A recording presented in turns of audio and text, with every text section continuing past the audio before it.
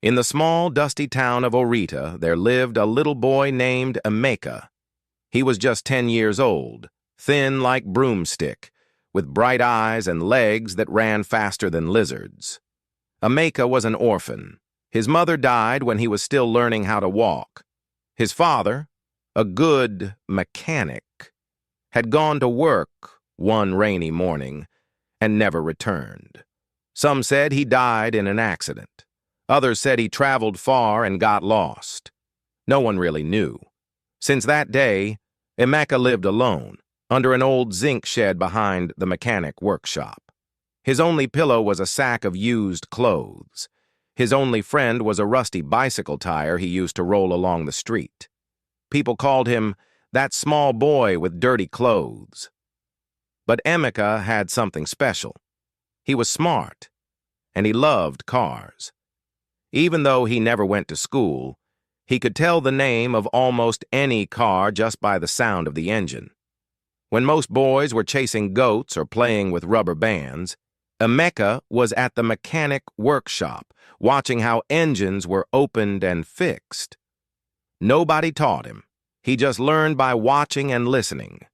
Every morning he would sweep the front of the mechanic yard just to get leftover rice or a broken biscuit from the big Oga.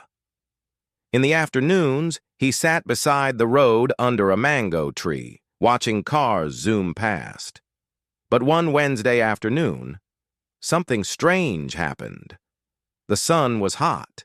The air was dry. Even the birds had stopped singing. Then suddenly a big black Lexus Jeep came speeding down the dusty road. It looked like something from a music video, shiny, black, and smooth. But as it reached the corner near the mango tree, the car gave a loud cough, "Gboom!" and stopped. Smoke came from the bonnet.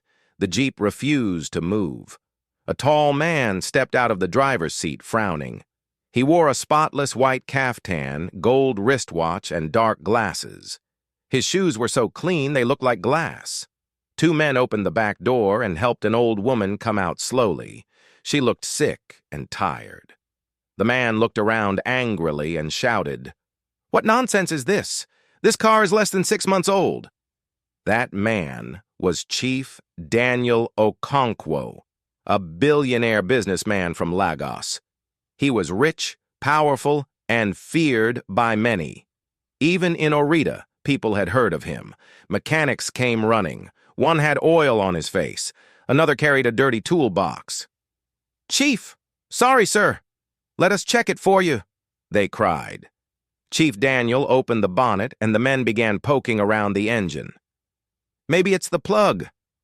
"Maybe fuel pump don't knock." "Chief, this wasn't a serious matter, oh." But nobody could fix it.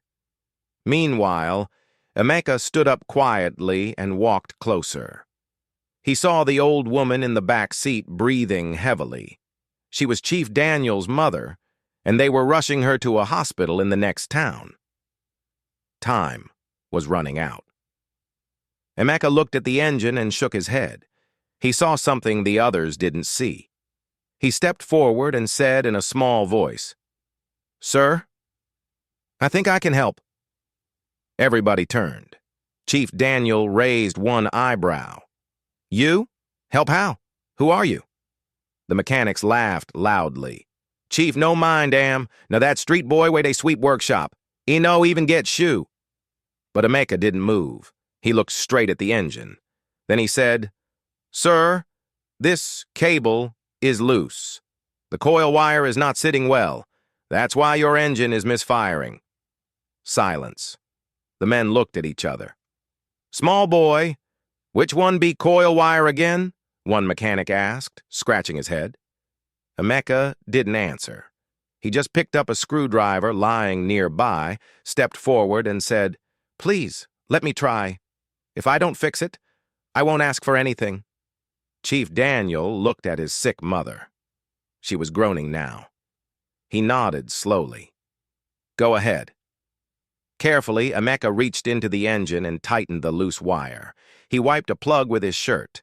Then he stepped back and said, "Try it now, sir." The key turned. Vroom!